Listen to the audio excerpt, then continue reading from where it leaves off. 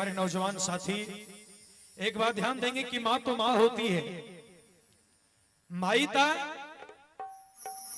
माई होली, चाहे वो दुर्गा माई होके, चाहे काली माई, चाहे शीतला माई, ये भैया चाहे वो माई होई जौना माई हमरा और आपके जन्म देने वाली। सही बात है ना? चाहे वो माई होके जौन माई हमरा और आपके जन्म देले बाड़ी। माई तो सिर्फ माई होली, अब माई ममता के खान बाड़ी, माई ममता के सागर बाड़ी, माई दया के देवी बाड़ी। जे केहू ममता के, जे केहू माई के ममता के जाने ला पहचाने ला, उहे त जाने ला कि माई माई का होला। अजय कबो माई के ममता जनले नहीं खे, पहचानले नहीं खे, उका जाने माई का होई, उका जाने माई है ना का होली, दिन रात के होला। ऐसे माई तो माई है। एगो भक्त माई के दरबार में खड़ा होकर माई से निवेदन करता कि हे माई,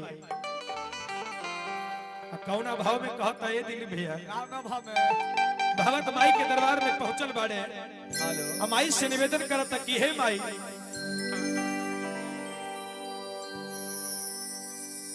माई और तीत बाड़ निमिया के गछिया और तीत होला पतैया त काहे मैया, कि नीम के वृक्ष भी तीत हो, ओकर पात भी तीत हो, ओकर फूल फर भी तीत होला। हे माई तब तारा कितना नीमन काहे लागेली। भक्त कहता और तीत होला निमिया के गछिया और तीत ओकर पतैया त काहे मैया, बोल काहे मैया, तया सनल बलू निमिया छैया त काहे मैया, तया सनल बलू निमिया छैया त काहे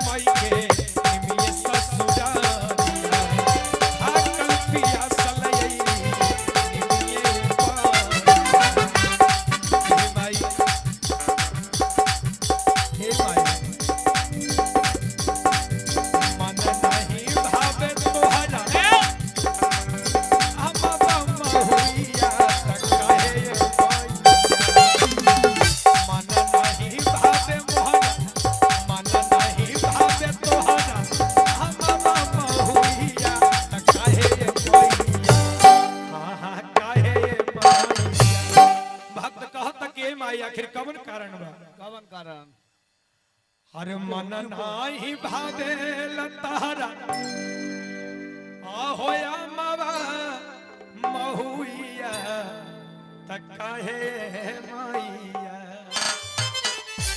और काहे माइया ए भैया हेलो तया सनल बलुनिया चाहिए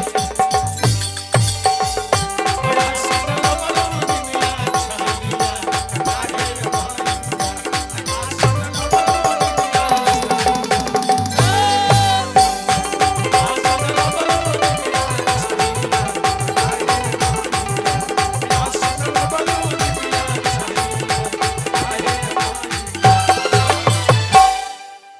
बोल सच्चे दरबार की